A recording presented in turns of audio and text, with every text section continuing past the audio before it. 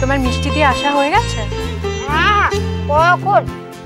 সত্যদার দোকান তো এই পাশের গলিতেই, এই যে এদিক থেকে ওইদিকে। গিয়ে দেখলাম আমাদের দোকানের দরজা বন্ধ, তাই এখানে এসে বসলাম। আমি চাই দোকানে গিয়ে পড়তে বসি, নইলে নিশিত দাদা বকা দেবে।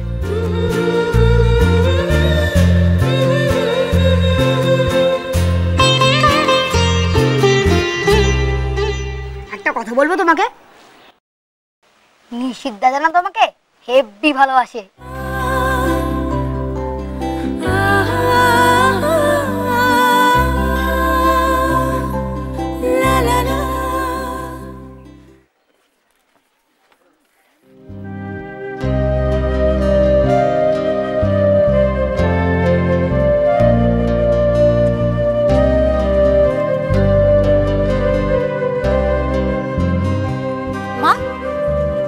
দোকানটা ভবানী শাড়ি প্যালেস, এটাই এটাই দোকান।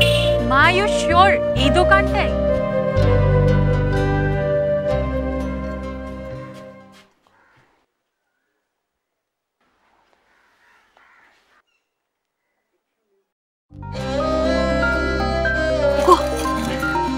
ওই দেখো বড়দি কেমন আমাদের দোকানের উপর নজর রাখছে। ওখানে দাঁড়িয়ে আমাদের দোকানের বিক্রি বাট্টার হিসেব রাখছে না তো? আমি গিয়ে দেখে আসি। হ্যাঁ,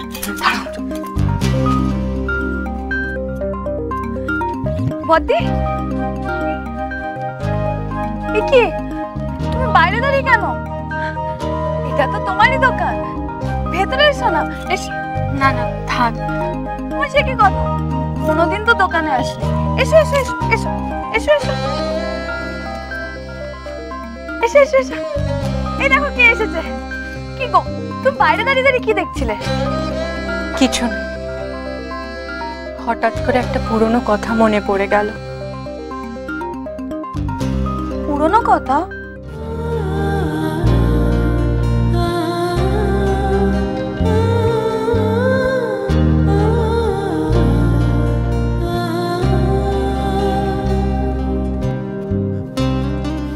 কি শাড়ি দেখাবো বলুন? ভালো কিছু শাড়ি।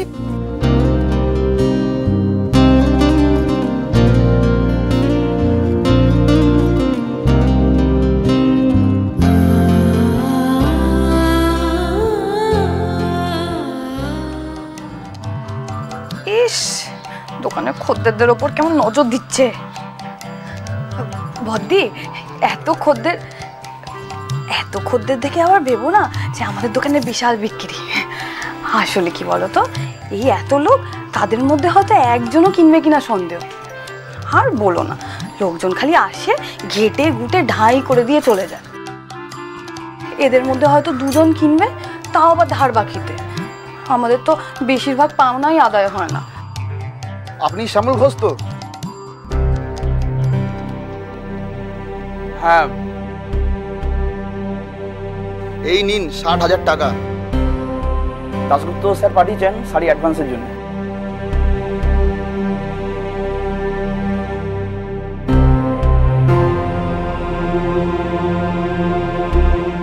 ঠিক সময় মালটা ডেলিভারি হবে তো? হ্যাঁ একদম, আপনি কোনো চিন্তা করুন। নমস্কার।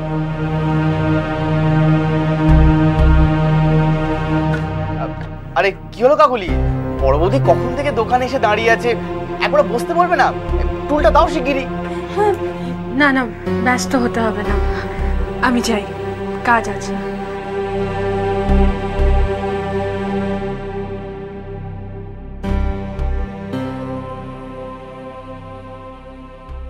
ভালো করে দোকান পরিষ্কার করেছো?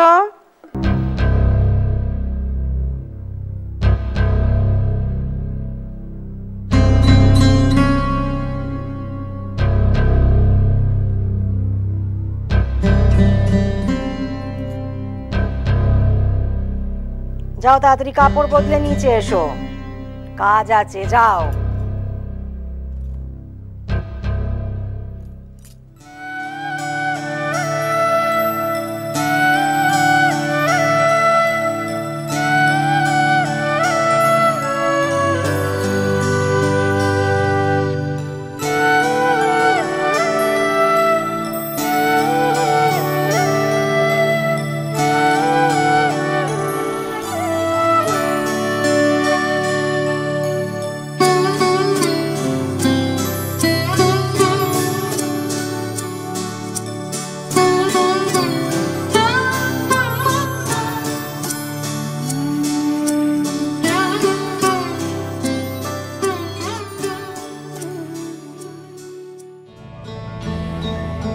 আর এই আপনাদের মতো মেয়েদেরই দেখে লোকেরা বলে মেয়েদের বেশি লেখাপড়া শেখাতে নেই।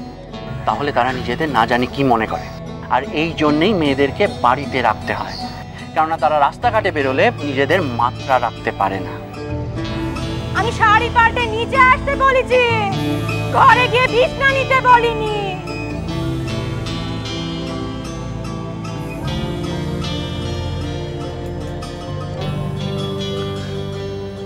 মানে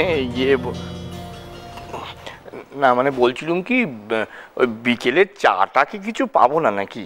আমার কানের কাছে ঘ্যানর ঘ্যানর না করে বড় বৌমাকে বলো, চা চিনি দুধ সবই তো আছে, সে করে দিলেই হবে।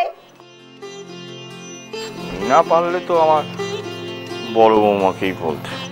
না বল, ওই তো, হ্যাঁ হ্যাঁ, ওই তো এসে গেছে আমার বড় বউ। হ্যাঁ, তোমার ভরসা আমি আর করি না, বুঝলে? হ্যাঁ, ওই এসে গেছে আমার নিশিতের বউ।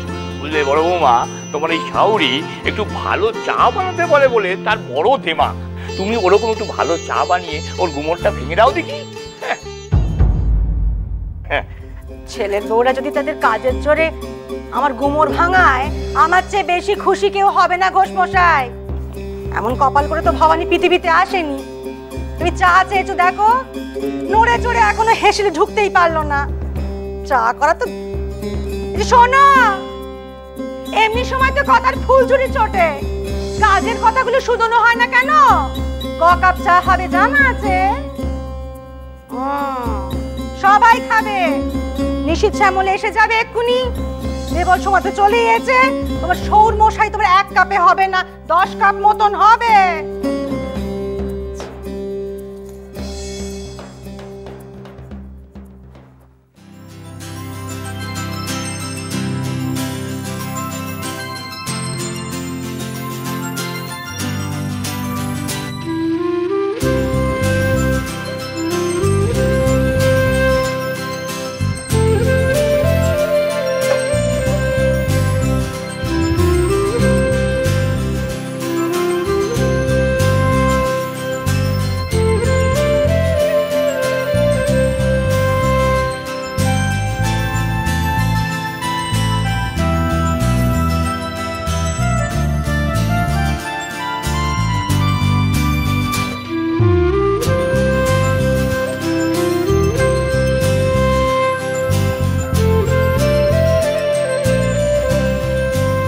চা পাতা কতটা দেব?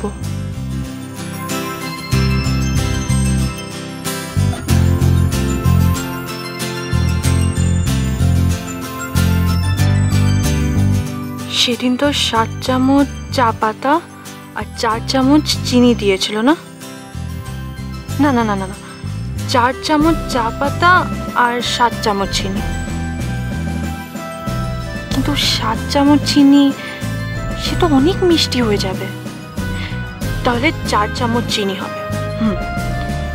সেদিন আমরা 5 জন ছিলাম আর আজ 10 জন,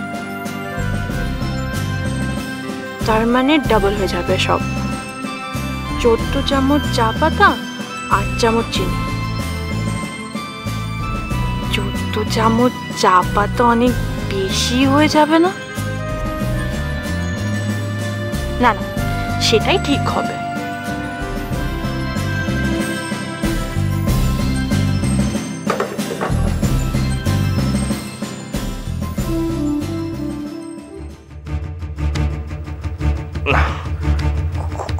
খুব গরম।